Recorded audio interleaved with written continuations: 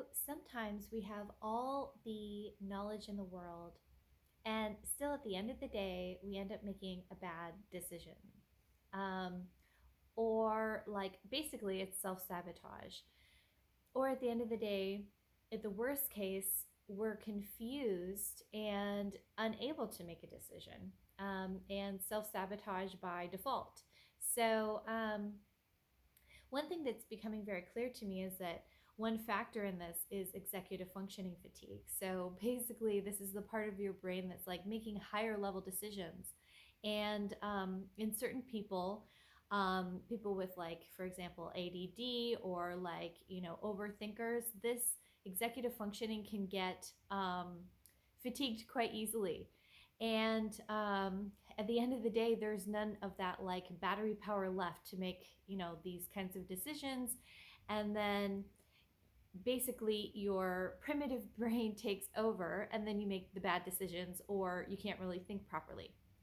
So one way to kind of get out of that, so that you can kind of like make good decisions to get yourself into a better place, um, take better actions that will lead to whatever it is that you're trying to manifest in your life.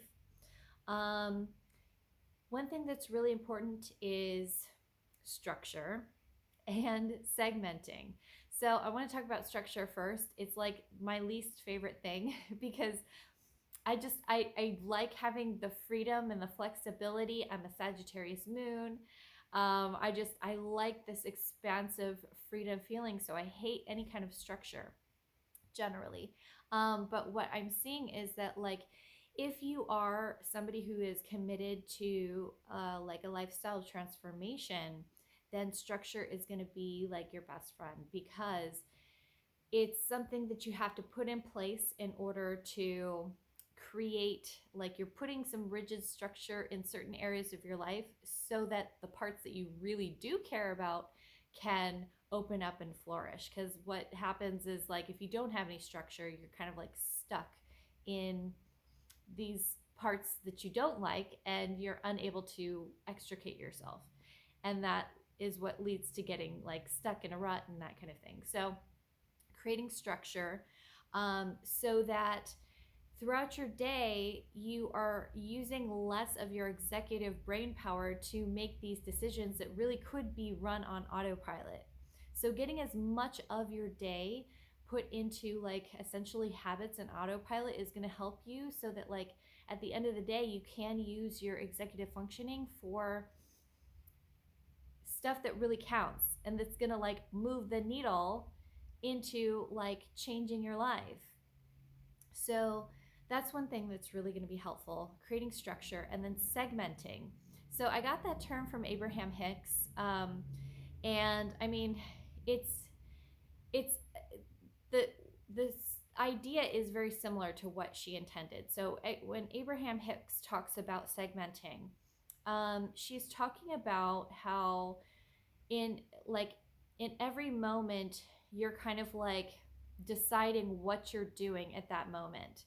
And it's basically about being intentional with whatever you're doing in that moment. Like, I think she gives an example of, like, when you walk through the door, okay, what am I doing in this room? What is this experience in this room going to be about? And then once you walk out the door, okay, this is a new segment, a new chapter. What is this going to be about? And so I think that this is going to be like, this is really important and really helpful for changing your life and kind of like applying to the idea of structure.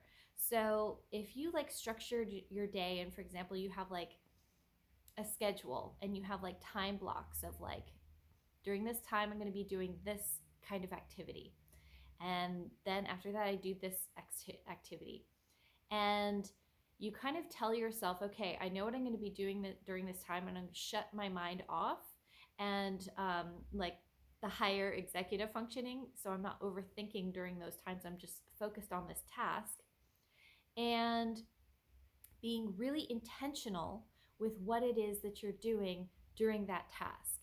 the more intention that you can bring to that task, and you can set that intention in advance. But while you're doing that task in that segment of whatever you're doing, remind yourself of what that intention is and what the result is that you're trying to get.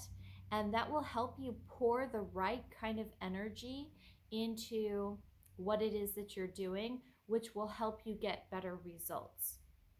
Because if you're just kind of putting pure willpower into whatever it is you're doing without getting your mind right, without getting your intentions right, you're not always going to get the results that you want. And sometimes we can set an intention, when we first start something, but then we forget, and then we put our habitual intention into something. For example, let's say we want to exercise, and originally we had the intention of I want to exercise to be more healthy. And then we start to get into this, we build it into our schedule, and then we go into it, and we forget what our original intention is, which is we really want to feel good and be healthy. But habitually we don't really hold the correct energy and intention when we're doing it. The whole time we're thinking something it's a very emotional thing that's coming out, where it's I have to do this because it's in my schedule and I should do this. And that kind of energy is going to work against what it is that you're trying to accomplish, which is to be happy and healthy.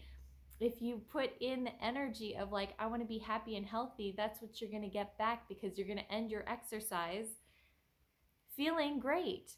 And if you do your exercise with this energy of oh, I have to be there, I should be doing here, you're not going to feel good. So that's kind of an obvious example of how your intentions will help. But setting those intentions in advance, and then telling yourself, your mind, to kind of shut off the executive functioning during that, as much as you can during that task, and keep reminding yourself of what your intention is during that segment. And maybe you have a mantra or something, I'm bringing positive energy into this task or whatever. But that helps to get your mindset right, to bring the right energy into the task. And then it kind of makes everything in your day flow, and then you'll see results. And yeah, and then if you're holding the right intention, it will allow you a little bit easier to let go of these the need, or feeling you have a need to overthink things while you're doing a task, which you want to save your executive functioning for the really important things. So anyway, there's a lot of things like that where somewhat obvious, yeah, okay, everybody's going to benefit from having a schedule. But I think it helps sometimes to realize certain things, all right, if you're at the end of the day and you're sabotaging yourself, you're eating what you shouldn't do, you're making bad decisions, you're watching TV instead of working on XYZ like you wanted to, then this is for you. And it's important to know that this is a tool that is not just for everybody, it's for you especially. It's going to be especially helpful for you. So I hope that helps.